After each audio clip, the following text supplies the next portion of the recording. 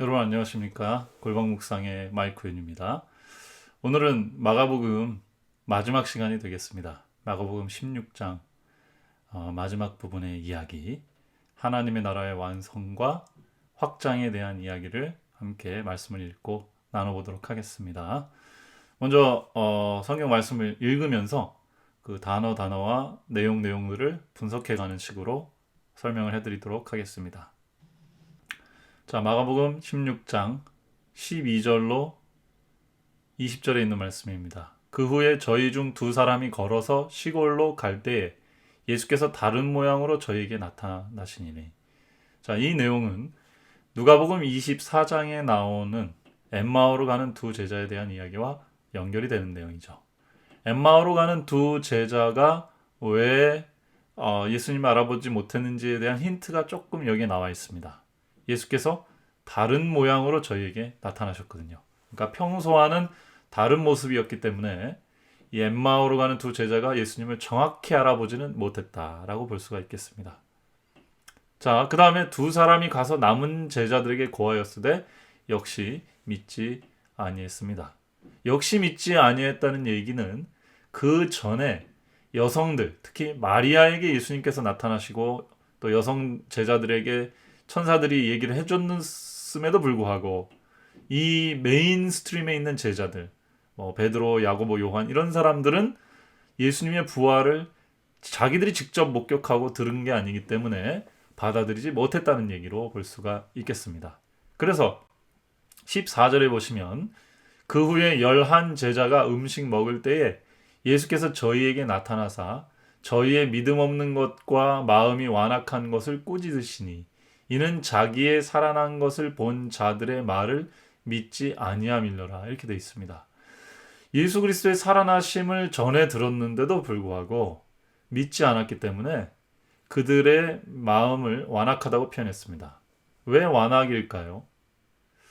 여자들 그리고 메인스트림에 들지 않았던 제자들이 전해주는 예수님의 부활에 대한 얘기이기 때문에 그들이 믿기를 꺼려한 그러한 편견, 이런 것들을 예수님께서는 완악하다고 보신 것이죠.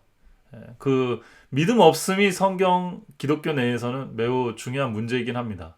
믿는 것이 능력이고 믿는 것이 구원이고 믿는 것이 복음인데 믿지 못하면은 그 일이 이루어지지 않기 때문에 믿지 않음에 대해서 부정적인 이야기들이 나오는 것들이 많지만 여기서는 믿지 않는 이유, 그들이 여성이고 또 자신들보다는 조금 바깥에 있었던 비주류에 있었던 사람들의 얘기니까 그 사람들의 얘기를 통해서 우리가 예수님의 부활을 믿는다는 것을 받아들이기가 어렵다라고 편견을 가지고 생각했기 때문에 이런 것들 통해서 마음이 완악해져서 이 정말 봐야 될 것을 못 본 그 상황을 좀 완악하다고 보신 것 같습니다. 그래서 예수님께서 꾸짖으신 거죠. 또 가라사대 너희는 온 천하에 다니며 만민에게 복음을 전파하라 그랬습니다. 예수님의 명령이죠. 지상 명령이십니다. 근데 이제 예수님의 활동 영역은 갈릴리와 유다 그리고 사마리아 이렇게였었습니다. 조금 그 수로보닉이나 베리아 지역도 다니셨죠. 그렇지만 물리적으로 예수님은 여기서 멀리 떠나실 수는 없었어요. 그러나 지금 마지막에 전해주시는 이 말씀을 통해서 예수님의 하고자 했던 일의 계획은 방대한 것이었구나. 온 천하를 향해서 하시고 싶은 서비스, 사역이 있었던 거구나 라는 것을 우리가 알 수가 있습니다. 그래서 기독교 복음의 범위는 온 천하지 한 민족, 한 그룹은 아니라는 사실을 우리가 알 수가 있겠고요. 자, 만민에게 복음을 전파하라 그랬습니다. 복음은 제가 지난번에도 설명을 드렸던 것 같은데요. 황제의 탄생과 황제의 승리, 전쟁에서 승리하는 것을 복음이라고 합니다. 그래서 다른 복음을 얘기하면은 이건 매우 위험한 거예요. 왜냐하면 황제가 태어났다거나 황제가 전쟁에서 승리했다는 얘기이기 때문에. 그래서 마가가 지금 마가 시대 때 예수 그리스도의 복음의 시작이니라 하고서는 마가복음을 시작하는데 그 마가복음이 말하는 그 복음의 시작, 그 얘기를 이렇게 쉽게 함부로 얘기할 수 있는 상황이 아닌 시대였다는 것이죠. 여기도 마찬가지로 만민에게 복음을 전파하라. 왕이 이겼다고 만 백성에게 알려라. 혹은 왕이 태어났다고 만 백성에 알려라고 할 수 있는 것은 황제들만 할 수 있는 겁니다.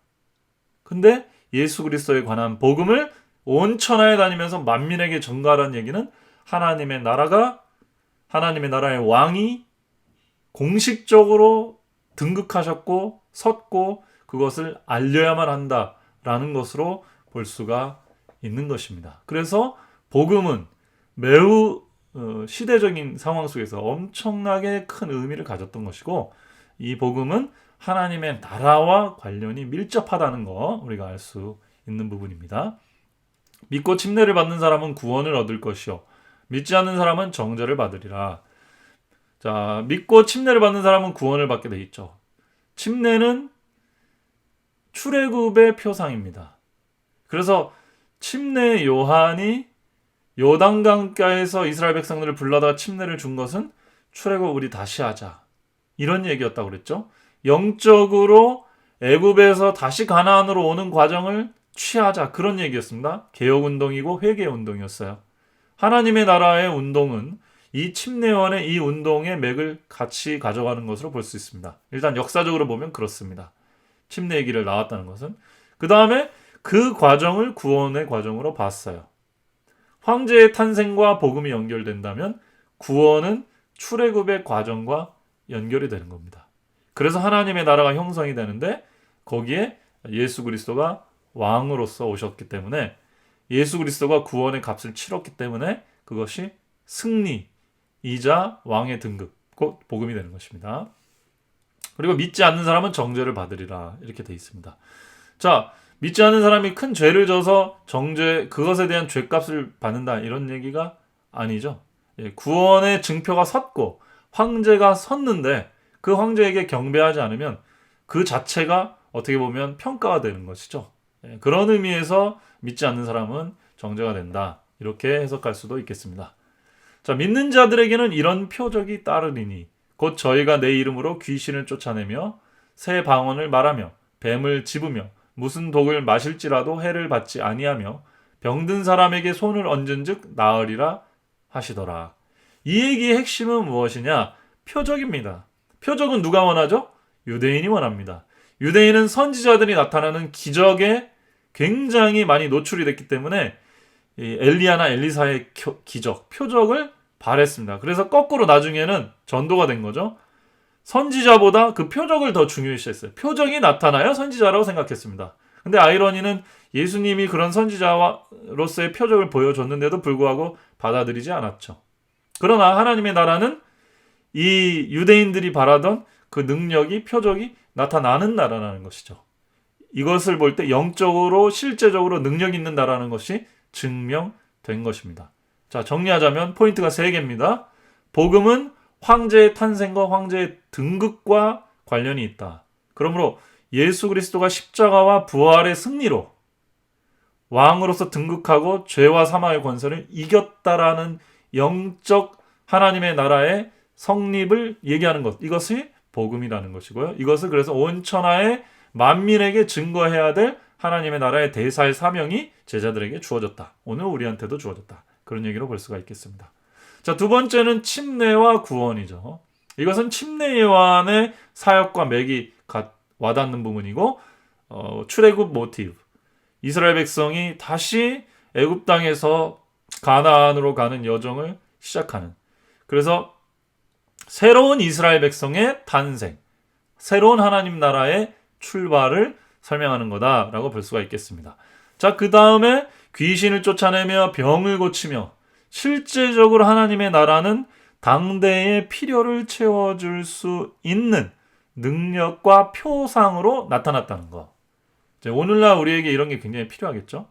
그래서 오순절주의나 순복음 계통이 왜 성도들한테 그렇게 어필을 했습니까?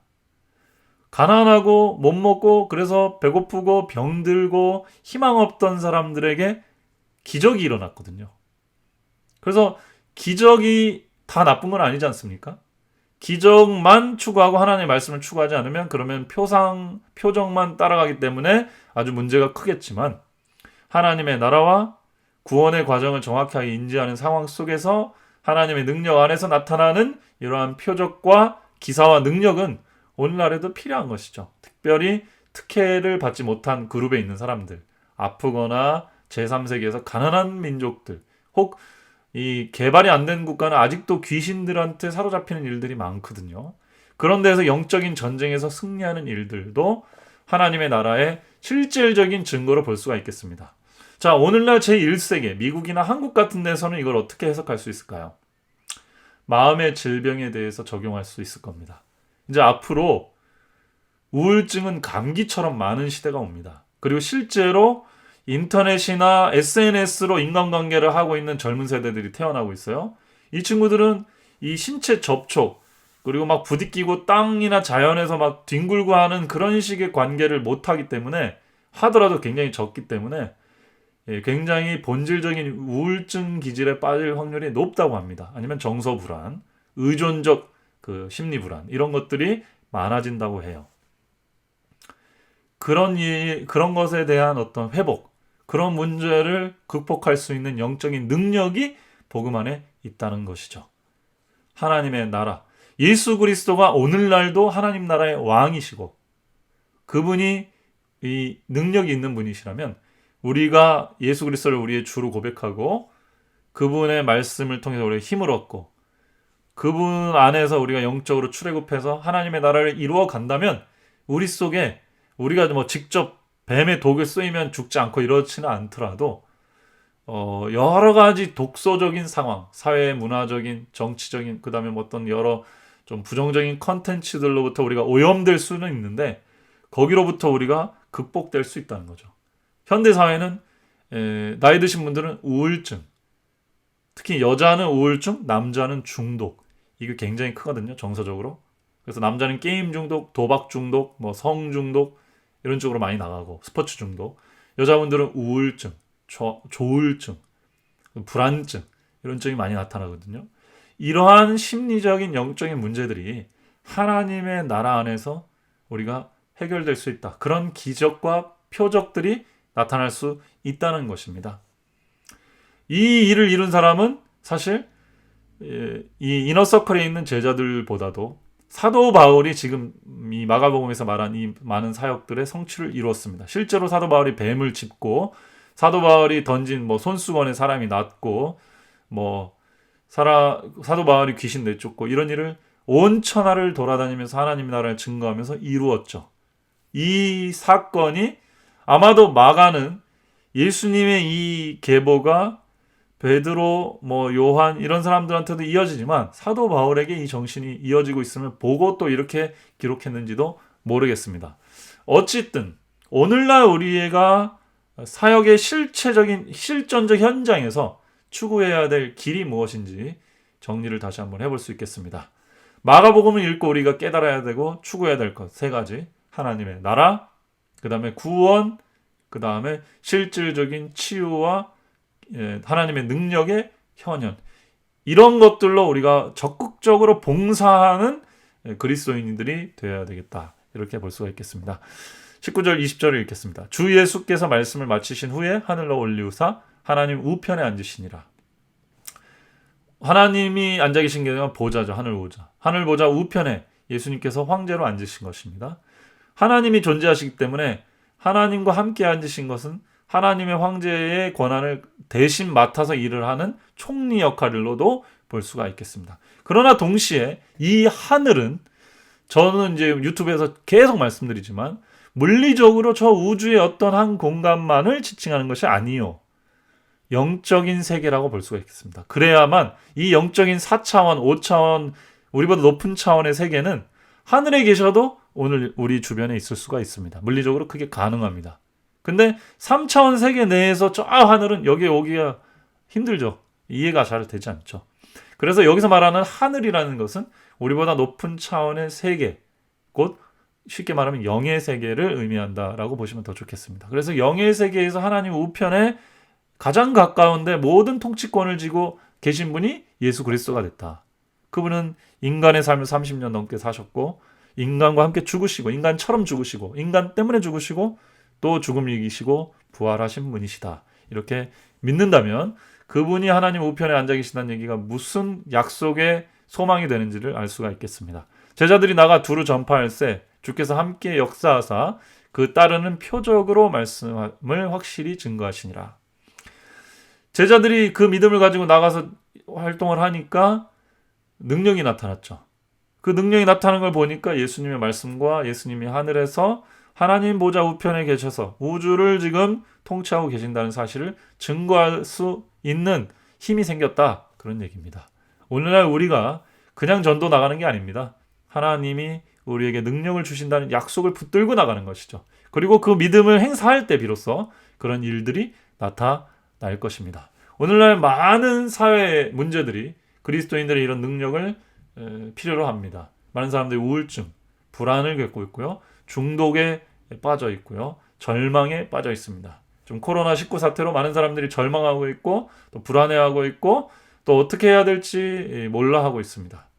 우리가 이럴 때 더더욱 하늘 보좌의 권자를 가지시고 세상의 통치권을 가지신 십자가를 이기신 부활의 구주 예수 그리스도를 바라볼 때 우리가 그것을 이겨낼 수 있는 소망을 발견할 수 있다. 이렇게 볼 수가 있겠습니다. 온 천하에 이 하나님의 나라를 증거하는 저와 여러분이 되기를 진심으로 바랍니다. 감사합니다.